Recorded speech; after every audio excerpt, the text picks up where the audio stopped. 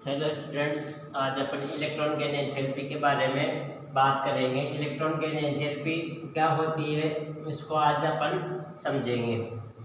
तो इसको शॉर्ट में ईजीई भी बोला जाता है, इलेक्ट्रॉन गेन एंथैल्पी। अब होती क्या है, किसी भी आइसोलेटेड गैसियस एटम, जो कोई भी आइसोलेटेड गैसियस एटम होता है उसमें अपने को एक इलेक्ट्रॉन ऐड करना है। एक इलेक्ट्रॉन ऐड करने के लिए जो एनर्जी दी जाती है या एनर्जी निकलती है, तो उस एनर्जी को अपन कहते हैं इलेक्ट्रॉन गेन एंथैल्पी। कि कोई भी आइसोलेटेड गैसेस एटम जो रहेगा वो इलेक्ट्रॉन जब उसमें ऐड करवाया जाए तब जो एनर्जी रिलीज होती है उसको अपन बोलते हैं इलेक्ट्रॉन गेन एंथैल्पी। जैसे ये कोई भी एक्स गैसेस एटम था, इसमें अपन ने एक इलेक्ट्रॉन ऐड कर दिया, ये एक इलेक्ट्रॉन ऐड कर दिया तो यहाँ ये नेगेटिव में चेंज हो जाएगा और यहाँ एनर्जी रिलीज भी हो सकती है, ईजीई निकल भी सकती है और एब्जॉर्ब भी हो सकती है। कभी कभी एनर्जी देनी भी पड़ती है, कभी कभी बाहर भी निकलती है। तो अपन ये कह सकते हैं कि energy released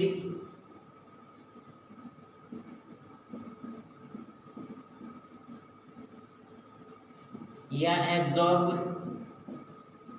when add one electron of isolated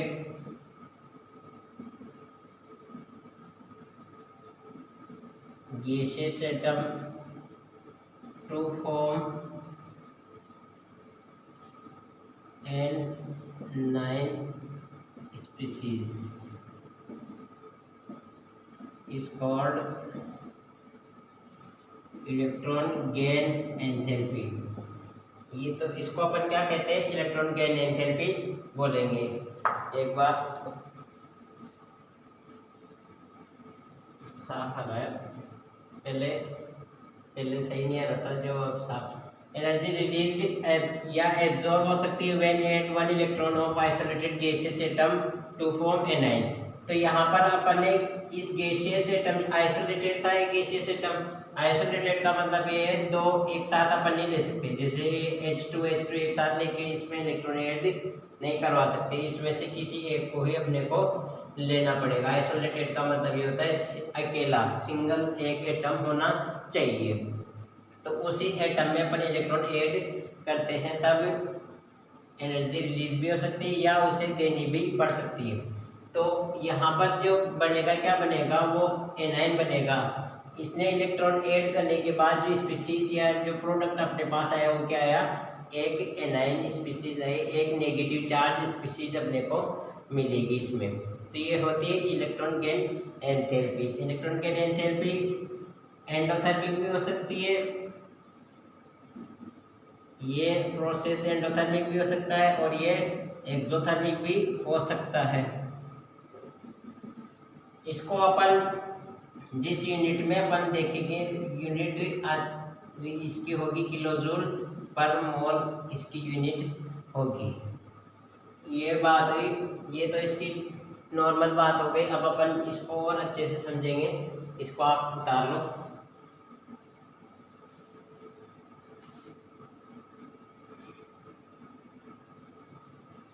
इसको मिटा देता हूं मैं।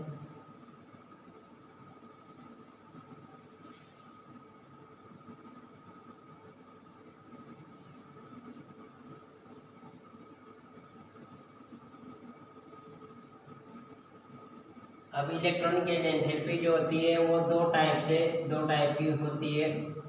एक तो होती है पॉजिटिव, पहले नेगेटिव ले लेते हैं पर नेगेटिव इलेक्ट्रॉन गेन एंथैल्पी और पॉजिटिव इलेक्ट्रॉन गेन एंथैल्पी।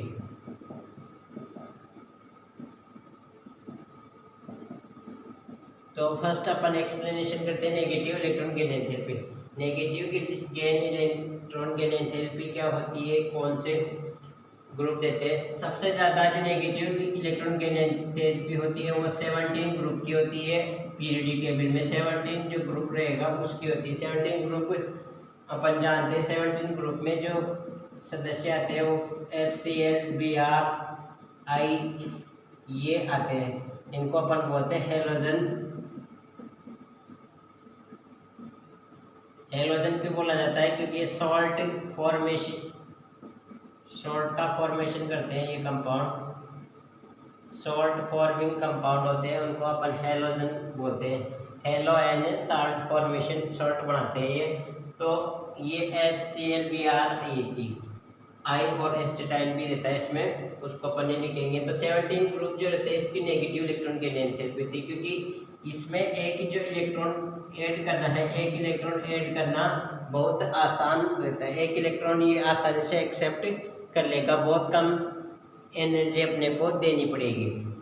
तो यहाँ पर क्या है कि इलेक्ट्रॉन ऐड करने पर एनर्जी रिलीज होती है। जैसे मैंने F ले लिया, F, अब इसका जो आउटर मोस्ट शेल है ये 2 और यहाँ पर 7 इलेक्ट्रॉन है। अब एक इलेक्ट्रॉन अपन ऐड कर रहे हैं, तो यहाँ पर F जो होगा वो नेगेटिव में चला जाएगा और 2 और ये 2 8 में, यहाँ पर 6 रहेंगे, 5 और यहाँ 6। तो यहाँ पर टोटल 10 इलेक्ट्रॉन हो गए और यहाँ टोटल 9 इलेक्ट्रॉन थे। तो 10 इलेक्ट्रॉन होते हैं, ये नियॉन 10 में चला गया। नियॉन 10 जो होता है इनर्ट गैस होती है, इनर्ट गैस में ही चला गया। तो ये एक इलेक्ट्रॉन ऐड करते हैं, इनको क्या स्टेबिलिटी मिल रही है, हाफ फुलफिल्ड कॉन्फ़िगरेशन यहाँ पर ये हो जाता है, तो इनकी क्या स्टेबिलिटी इंक्रीज हो रही है, स्टेबिलिटी बढ़ रही है, इलेक्ट्रॉन ऐड होना है। तो यहाँ पर जो एनर्जी जो रहेगी वो EgE की जो वैल्यू रहेगी वो नेगेटिव इलेक्ट्रॉन की एंथैल्पी बोली जाएगी। EgE कैसी रहेगी? यहाँ पर मोर नेगेटिव रहेगी, नेगेटिव इलेक्ट्रॉन की एंथैल्पी रहेगी। तो पीरियोडिक टेबल में जो मोस्ट नेगेटिव इलेक्ट्रॉन की एंथैल्पी होती है वो हेलोजन ग्रुप की होती है। मोस्ट नेगेटिव इलेक्ट्रॉन की एंथैल्पी होती है 17 ग्रुप की। ये याद रखना इम्पोर्टेंट बात है। मोस्ट नेगेटिव इलेक्ट्रॉन की एंथैल्पी रहेगी 17 ग्रुप की। क्यों होती है? क्योंकि उसमें किसी भी एटम में एक इलेक्ट्रॉन ऐड करते ही वो स्टेबिलिटी में चला जाता है, और सभी स्टेबल होना चाहते हैं, कंपाउंड या एटम जो भी हो। तो स्टेबल होने के लिए वो एक इलेक्ट्रॉन आसानी से एक्सेप्ट कर लेता है। यहाँ पर लिख सकते हैं अपन इजीली एक्सेप्ट इलेक्ट्रॉन,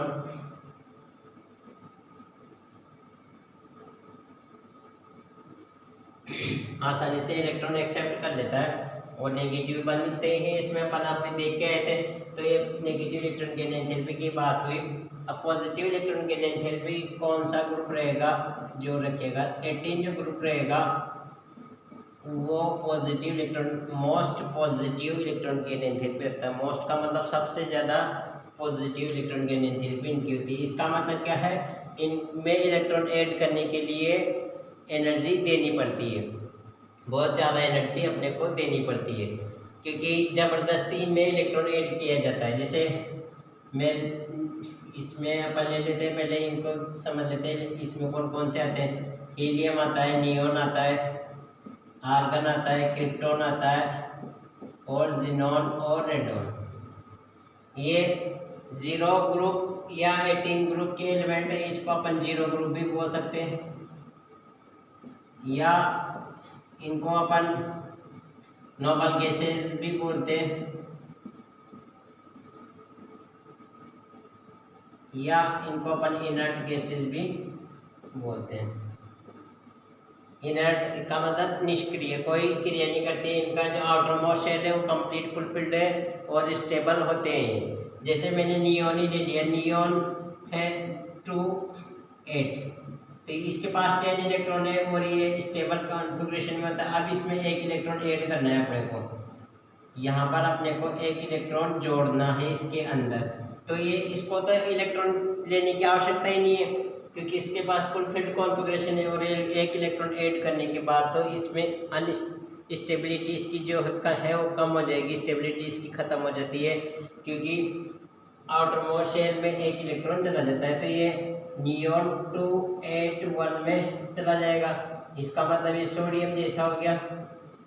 सोडियम, और सोडियम मोर रिएक्टिव रहता है क्योंकि एक इलेक्ट्रॉन को वो आसानी से निकाल सकता है। तो यहाँ इसकी क्या, एक इलेक्ट्रॉन ऐड करने के बाद इसकी स्टेबिलिटी क्या हो रही है, कम हो रही है। स्टेबिलिटी डिक्रीज हो जाती है, खत्म सी हो जाती है एक तरह से। स्टेबिलिटी क्या होती है, डिक्रीज हो जाती है। तो एक इलेक्ट्रॉन आसानी से यहाँ ऐड नहीं होगा, बहुत ज़्यादा एनर्जी देनी पड़ती है।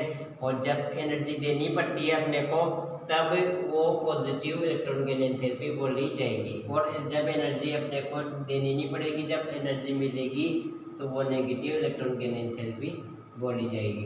तो यहाँ इलेक्ट्रॉन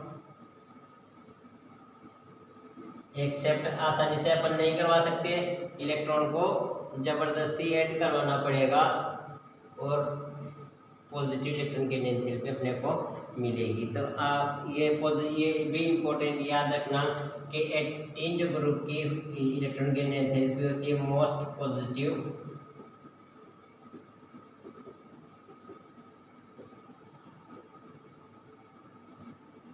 इलेक्ट्रॉन गेन एंथैल्पी इनकी रहेगी। Most positive electron gain enthalpy देती है 18 ग्रुप की। उदाहरण का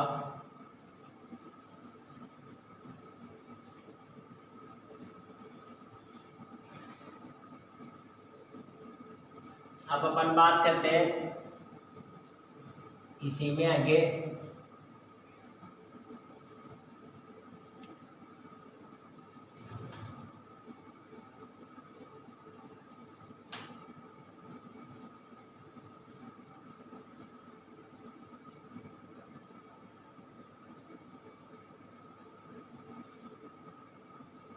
इलेक्ट्रॉन गेन एंथैल्पी को अपन फर्स्ट और सेकंड भी दे सकते हैं। फर्स्ट EGE और second EGE, second electron gain enthalpy. First electron gain enthalpy किसे बोलेंगे, अपन किसी भी गैसीय सिस्टम ले लेते हैं। अपन एक गैसीय सिस्टम ले लिया, मैंने ऑक्सीजन ले लिया, यहाँ पर गैसीय सिस्टम है और इसमें मैंने एक इलेक्ट्रॉन ऐड किया। इस गैसीय सिस्टम के अंदर अपन क्या करेंगे, एक इलेक्ट्रॉन ऐड करवाएंगे। तो ये ऑक्सीजन क्या है, नेगेटिव में चला जाता है, एक इलेक्ट्रॉन ऐड होते ही नेगेटिव हो गया। यहाँ पर भी एक गैसीय से रहेगा। अब ये जब एक किसी भी न्यूट्रल एटम में, न्यूट्रल एटम था, कोई चार्ज वार्ज नहीं है इस पे, किसी भी न्यूट्रल एटम में जब एक इलेक्ट्रॉन ऐड किया जाता है तो उस फर्स्ट बार जब इलेक्ट्रॉन ऐड किया जाता है तो उसको बोलते हैं फर्स्ट इलेक्ट्रॉन गेन एंथैल्पी बोला जाएगा उससे। अब इसी को मैं, जैसे ऑक्सीजन को मैंने एक इलेक्ट्रॉन पहले ऐड कर रखा है और इसमें एक इलेक्ट्रॉन और ऐड करूँ मैं, तब इसमें 2 इलेक्ट्रॉन ऐड हो जाएंगे तो ऑक्सीजन -2 में चला जाएगा। और इसको अपन बोलेंगे सेकंड इलेक्ट्रॉन गेन एंथैल्पी। जब एक इलेक्ट्रॉन पहले से ही ऐड हो और फिर उसमें और इलेक्ट्रॉन ऐड करवाए अपन, तब उसको बोला जाएगा सेकंड इलेक्ट्रॉन गेन एंथैल्पी। तो यहाँ पर ऑक्सीजन की जो फर्स्ट स्टेप होती है तो एक्सोथर्मिक होती है, इसमें एनर्जी बाहर निकलती है। और सेकंड जो स्टेप होती है वो एंडोथर्मिक होती है। इसका मतलब इसमें एनर्जी अपने को बाहर से देनी पड़ेगी, एनर्जी एब्जॉर्ब होगी और यहाँ एनर्जी रिलीज होती है। यहाँ एक्सो का मतलब क्या है, एनर्जी रिलीज होगी। और एंडो एनर्जी एब्जॉर्ब होगी इसमें। तो अपन ने पहले डेफिनेशन में बोल के है कि इसमें एनर्जी निकल भी सकती है और एब्जॉर्ब भी हो सकती है। तो इलेक्ट्रॉन गेन एंथैल्पी पॉजिटिव और नेगेटिव दोनों टाइप से होती है। अब अपन पीरियोडिक वेरिएशन देखते हैं, पीरियड और ग्रुप में ये कैसे वेरी करती है इलेक्ट्रॉन गेन एंथैल्पी। एक बार इसको उतार लो।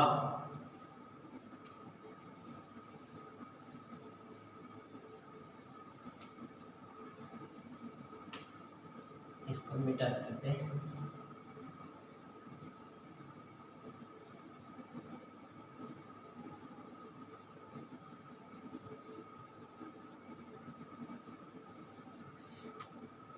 पीरियोडिक वेरिएशन देखते हैं इलेक्ट्रॉन के एंथैल्पी का अपन।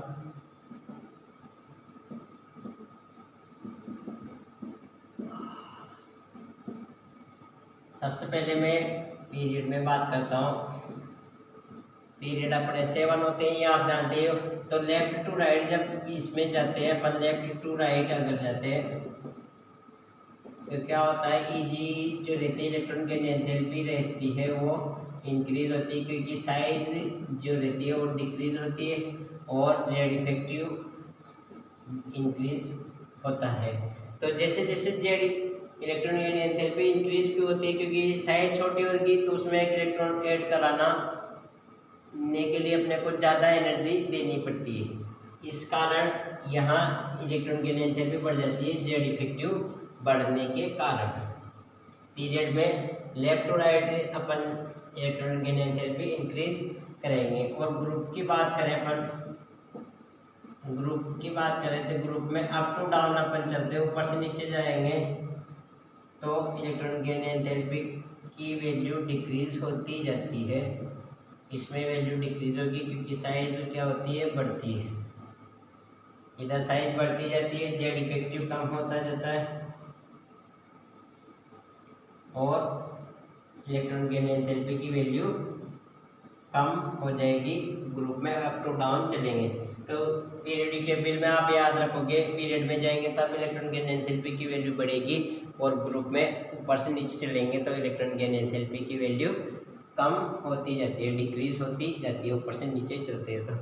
तो आज अपन ने इलेक्ट्रॉन की एंथैल्पी के बारे में अच्छे से अध्ययन कर लिया है और इसके कुछ क्वेश्चंस है वो निकालना, तब आपको और अच्छा समझ में आएगा टॉपिक। अपन नेक्स्ट इसमें और टॉपिक लेंगे इसी के चैप्टर के। Thank you.